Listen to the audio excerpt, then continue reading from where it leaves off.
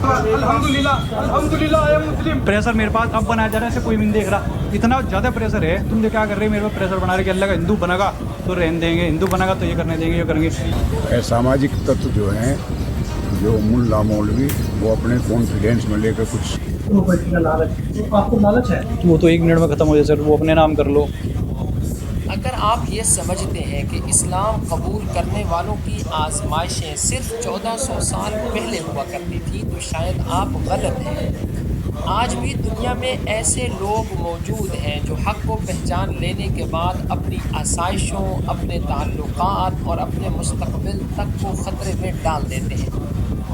हाल ही में एक नौजवान की दास्तान ने सोशल मीडिया और ज़राए अबलाग में गैर मामूली तवज्जो हासिल की। एक ऐसा नौजवान जिसने दावा किया कि बरसों के मुताले और तहक़ीक़ के बाद उसने इस्लाम को हक़ समझकर कबूल किया, लेकिन इस एक फ़ैसले ने उसकी पूरी ज़िंदगी बदल कर रख दी। उसके ख़िलाफ़ मुक़दमात दर्ज हुए, उसके ख़ानदान में तनाज़ा खड़ा हो गया और उस पर शदीद दबाव डाला गया कि वो अपने फ़ैसले से दस्तबरदार हो जाए। आखिर ये नौजवान कौन है, इस्लाम तक इसका सफ़र कैसे शुरू हुआ और इसकी दास्तान हमें हज़रत मुसअब बिन उमैर रज़ी अल्लाहु अन्हु की याद क्यों दिलाती है, आइए जानते हैं। ये कहानी है भारत की रियासत उत्तर प्रदेश के ज़िला शामली के एक अमीर ताजिर घराने में पैदा होने वाले आयोश मलिक की, जो आज इस्लाम कबूल करने के बाद मोहम्मद अली के नाम से जाने जाते हैं। वो एक तालीम याफ्ता नौजवान है और पेशे के एतबार से फार्मास्यूटिकल और मेडिसन ट्रेड के शोबे से वाबस्ता रहे हैं। उनके वालिद देवराज मलिक शामली के इंतहाई बाअसर और दौलतमंद ताजरों में शुमार होते हैं। वो शामली मेडिसन ट्रेडर्स एसोसिएशन के सदर हैं और अद्वियात के होल सेल तिजारत का एक वसी नेटवर्क चलाते हैं। यही वजह है कि भारतीय मीडिया में आयोश मलिक को अक्सर करोड़पति ताजर का बेटा कहा जाता है। लेकिन सवाल ये है कि इतनी आसाइशों में पलने वाला नौजवान इस्लाम तक कैसे पहुंचा। मोहम्मद अली ख़ुद कहते हैं कि वो कई बरसों से मुख्तलिफ़ मज़ाहिब और मुख्तलिफ़ ममालिक के मजहबी स्कॉलर्स के बयानात सुनते रहे हैं। उन्होंने बताया कि 2007 और 2008 के दौरान यूट्यूब पर मुख्तलिफ़ मुकर्ररीन को सुनने का सिलसिला शुरू हुआ, लेकिन पाकिस्तान के मारूफ इस्लामी मुफक्किर डॉक्टर इसरार अहमद रहिमहुल्लाह के दलाइल, कुरान फ़हमी और तौहीद पर मबनी फ़िक्र ने उनके दिल पर गहरा असर छोड़ा। आहिस्ता आहिस्ता इस्लाम उनके दिल में उतरता चला गया, यहाँ तक कि वो इस नतीजे पर पहुँचे कि हक़ इस्लाम ही है। इसी दौरान उनकी ज़िंदगी में एक और अहम मोड़ आया। चांदनी कुरैशी, जो पेशे के एतबार से फ़िज़ियोथेरापिस्ट और जिम ट्रेनर थी, उनसे पहली मुलाकात 2018 में उस वक़्त हुई जब आयोश मलिक अपनी टांग की चोट के इलाज के लिए एक फ़िज़ियोथेरापी सेंटर गए। बाद में चांदनी कुरैशी के भाई आसिफ मोहम्मद भी आयोश के वालिद की मेडिकल एजेंसी में मुलाजमत करते थे, जिसके बायस दोनों ख़ानदानों का राब्ता बढ़ा। वक़्त गुज़रता गया, दोस्ती ने मोहब्बत की शक्ल इख्तियार की और फिर ये ताल्लुक़ निकाह तक पहुँच गया। लेकिन इस्लाम कबूल करने के बाद मोहम्मद अली की ज़िंदगी में तूफ़ान बरपा हो गया। वालिद देवराज मलिक ने पुलिस में शिकायत दर्ज करवाई, जिसके बाद उनकी अहलिया चांदनी कुरैशी और उनके वालिद इस्लाम कुरैशी को गिरफ़्तार कर लिया गया। उन पर गैर कानूनी तब्दीली मज़हब के कानून के तहत मुक़दमात कायम किए गए। मोहम्मद अली का कहना है कि उन पर शदीद दबाव डाला जा रहा है कि वो दोबारा हिंदू धर्म इख्तियार कर लें और ये बयान दे कि उन्हें बहलाया फुसलाया गया था। लेकिन मोहम्मद अली ने मीडिया के सामने दो टोक अल्फाज में कहा, अल्हम्दुलिल्लाह, मैंने इस्लाम पूरी समझ और अपनी मर्ज़ी से कबूल किया है। अल्हम्दुलिल्लाह आई एम मुस्लिम। आप दावा कर रहे हो कि आप मुस्लिम? मैं मुस्लिम। मैं अपनी बीवी के लिए आखिरी दम तक कानूनी लड़ाई लड़ूंगा और किसी भी कीमत पर दोबारा हिंदू नहीं बनूंगा।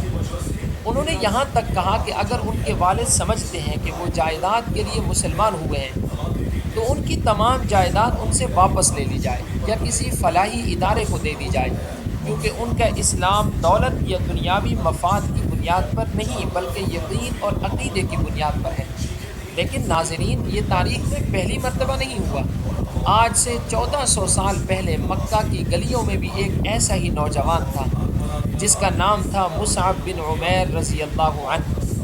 مصعب بن عمیر رضی اللہ عنہ قریش کے سب سے امیر گھرانوں میں شمار ہوتے تھے۔ مصعب بن عمیر رضی اللہ عنہ کا تعلق بھی قریش کے سب سے امیر گھرانوں میں سے ایک گھرانے کے ساتھ تھا۔ وہ مکہ کے سب سے خوبصورت، خوش لباس اور خوشبودار نوجوان سمجھے جاتے تھے۔ ان کے لباس اور طرز زندگی کی مثالیں دی جاتی تھیں۔ لوگ کہتے تھے کہ مکہ میں مصعب سے زیادہ نفیس لباس پہننے والا شاید ہی کوئی ہو۔ پھر ایک دن انہوں نے رسول اللہ صلی اللہ علیہ وآلہ وسلم کی دعوت سنی اور اسلام قبول کر لیا۔ جب ان کی والدہ اور خاندان کو اس بات کا علم ہوا تو ان پر ظلم کے پہاڑ توڑے گئے، انہیں قید کیا گیا، ان کی تمام آسائشیں چھین لی گئیں۔ روایت میں آتا ہے کہ ان کی وہ شان و شوکت ختم ہو گئی جس پر کبھی لوگ رشک کیا کرتے تھے۔ لیکن مصعب بن عمیر رضی اللہ عنہ نے اسلام کو نہیں چھوڑا۔ جب مدینے کے لوگوں نے رسول اللہ صلی اللہ علیہ وآلہ وسلم سے درخواست کی کہ ہمارے پاس کوئی ایسا شخص بھیج دیجیے جو ہمیں اسلام سکھائے، تو اس وقت حضرت ابو بکر، حضرت عمر، حضرت عثمان اور حضرت علی رضی اللہ عنہ جیسے جلیل القدر صحابہ موجود تھے۔ لیکن نبی کریم صلی اللہ علیہ وآلہ وسلم نے اس عظیم ذمہ داری کے لیے حضرت مصعب بن عمیر رضی اللہ عنہ کا انتخاب فرمایا۔